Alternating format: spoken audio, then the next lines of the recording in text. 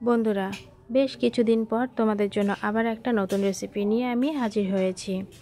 বাড়িতে কিছু প্রবলেমের জন্য আমি তোমাদের জন্য রেসিপি আনতে পারিনি, দেখাতে পারিনি, তার জন্য আমি দুঃখিত।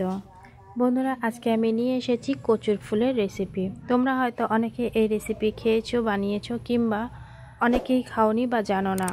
গ্রামের দিকে এগুলো সচরাচর পাওয়া যায়, কিন্তু শহরে আমরা এগুলো অনেকটা দাম দিয়ে পয়সা দিয়ে কিনে খেতে হয়। এই কচুর ফুলের রেসিপি কিন্তু অত্যন্ত সুস্বাদু হয় এবং এটা নিরামিষও খাওয়া যায়। যদি চিংড়ি মাছ দেওয়া যায় তাহলে কিন্তু আরও সুন্দর লাগে। আর এটার মধ্যে অনেক আয়রন থাকে। যতটা আয়রন থাকে কচু শাকে, ততটা আয়রন কিন্তু এটাতেও কচুর ফুলেও থাকে। তাহলে চলো দেখাই আজকের রেসিপি। নমস্কার বন্ধু, আমি কাজলের রান্নাঘরে তোমাদের সকলকে স্বাগত জানিয়ে শুরু করছি আজকের রান্না। এটা একটা গোটা কচুর ফুল দেখতে পাচ্ছ। তো এটাকে আমি কিভাবে কাটবো সেটা তোমাদেরকে দেখাচ্ছি। চাকুর সাহায্যে আমি ফুলটাকে কেটে নিলাম। আর এই ভিতরে দেখো আর একটা ফুলের থাকে, তো এটা আমি ফেলে দেব। ভিতরে যেটা থাকে এটা ফেলে দেব। আর কচুর ফুলটা ভালো করে খুলে দেখে নেব যে ভিতরে কোনো নোংরা বা পোকা আছে কি না। আবারও একটা আমি কেটে তোমাদেরকে দেখিয়ে দিচ্ছি। দেখো, এইভাবে কিন্তু একটু হাত দিয়ে টানলেই ফুলটা খুলে আসবে। আর ভিতরের যে শক্ত ফুলটা ওটা ফেলে দিয়ে ভিতরটা একটু চেক করে তারপরে একটু ছোট বড় যেরকম করে পারবে কেটে নেবে। আর তারপরে যে সবুজ অংশটা আছে সেটার ভিতরেও এরকম একটা শক্ত ফুল বেরোয়, তো সেটাকেও ফেলে দেব। দেখো, আমি ফেলে দিচ্ছি, দিয়ে এটাকেও আমি পিস পিস করে কেটে নিচ্ছি। দ্বিতীয়টাও আমি কিন্তু একইভাবে কেটে নিচ্ছি।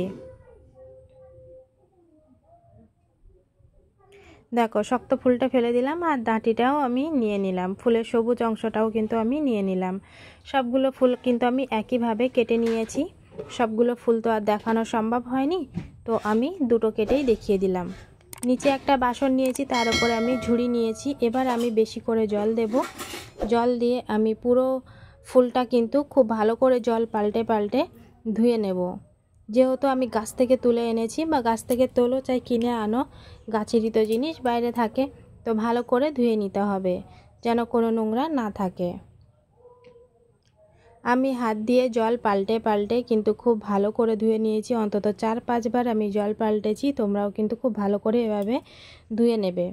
আমিও যেভাবেই ধুয়ে নিলাম। এবার একটা আমি কড়া বসিয়ে দিয়েছি গ্যাসের মধ্যে, আর সেখানে আমি ফুলগুলো দিয়ে দিলাম। দিয়ে এরপরে আমি বেশ কিছুটা জল দিয়ে এটা ফুলটাকে ভালো করে ফুটিয়ে জলটা কিন্তু আমি ফেলে দেব। দেখো, যদি চুলকায় তাহলে চুলকাবে না, এই জলটা এভাবে একটু ভাপিয়ে ফেলে দিলে চুলকানোর ব্যাপারটাও কিন্তু একদমই থাকবে না। যদিও কচুর ফুল অনেক কচুর ফুল আছে চুলকায়, আবার অনেক কচুর ফুল আছে চুলকায় না, মিষ্টি হয়। তো সেটা তো আমরা কাঁচা অবস্থাতে বুঝতে পারি না। তাই আমরা যখনই কচুর ফুল রান্না করব তখনই এভাবে একটু ভাপিয়ে জলটা ফেলে দেব। এখানে একটা বাসনের উপরে ঝুড়ি নিয়েছি, আমি পুরো কচুর ফুলটা ভাপিয়ে ঝুড়ির মধ্যে ঢেলে দিলাম। ওইদিকে ফুলের জল ঝরতে থাক, আর এদিকে আমি কড়া বসিয়ে দিয়েছি। কড়া গরম হয়ে গেছে, এর মধ্যে আমি কিছুটা সর্ষের তেল দিয়ে দিচ্ছি। অবশ্যই এটা সর্ষের তেলেই রান্না করতে হবে। কচু শাক, কচু ফুল, কচুর পাতা সর্ষের তেলেই বেশি ভালো লাগে। তেল গরম হয়ে গেছে, এখানে একটা মিডিয়াম সাইজের পেঁয়াজ আমি কুচিয়ে দিয়ে দিলাম। পেঁয়াজটা কিছুক্ষণ নেড়ে ছেড়ে আমি হালকা ব্রাউন কালার আসা অবধি ভেজে নেব। জাস্ট ব্রাউন কালার আসা অবধি আমি ভাজবো।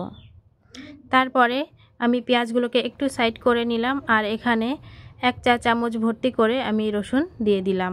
রসুনটা আমি থেতো করে দিয়েছি। এখানে থেতো করা রসুন কিংবা কুচি করা রসুন দিতে হবে, বাটা রসুন দিলে কিন্তু চলবে না। এবার এটাকে ভালো করে নেড়ে ছেড়ে একটু ব্রাউন কালার করে ভেজে নিচ্ছি। এবার আমি কিছুটা কাঁচা লঙ্কা কুচিয়ে দিয়ে দিলাম। ঝালটা নিজেরা বুঝে দেবে, এখানে কিন্তু একটু চড়া ঝাল দিলে খুব ভালো লাগে।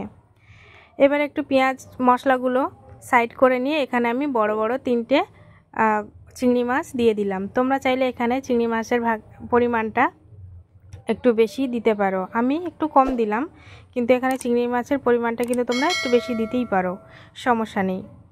চিংড়ি মাছগুলো যেহেতু আমি কম দিয়েছি, আর চিংড়ি মাছগুলো আমি ভেঙে দেব বলেই কম দিয়েছিলাম, তো সুন্দর করে আমি চিংড়ি মাছটাকে ভেঙে দিলাম। কুচি কুচি করে দিলাম, দিয়ে আমি ভালো করে এর সাথে মিশিয়ে ভালো করে ভেজে নিলাম। চিংড়ি মাছ আর সমস্ত মশলা কিন্তু এবার আমি এখানে জিরে ধনে গুঁড়ো প্রায় হাফ চা চামচের একটু বেশি দিয়ে দিলাম, আর দিয়ে দিলাম এখানে পরিমাণ মতো নুন। এবার দিয়ে দিলাম এখানে পরিমাণ মতো হলুদ গুঁড়ো। এবার এটা আমি খুব ভালো করে একটু নেড়ে ছেড়ে কষিয়ে নেব। সামান্য একটু জল দিলাম,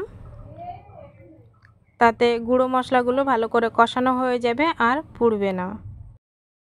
একটু চিনি দিয়ে দিলাম, দিয়ে খুব ভালো করে নেড়ে ছেড়ে কিন্তু আমি কষিয়ে নিচ্ছি। দেখতে পাচ্ছ খুব ভালো করে আমার মশলাগুলো কষানো হয়ে গেছে। সমস্ত মশলা কিন্তু খুব ভালো করে কষানো হয়ে গেছে, সাথে চিংড়ি মাছটাও খুব ভালো করে কষানো হয়ে গেছে।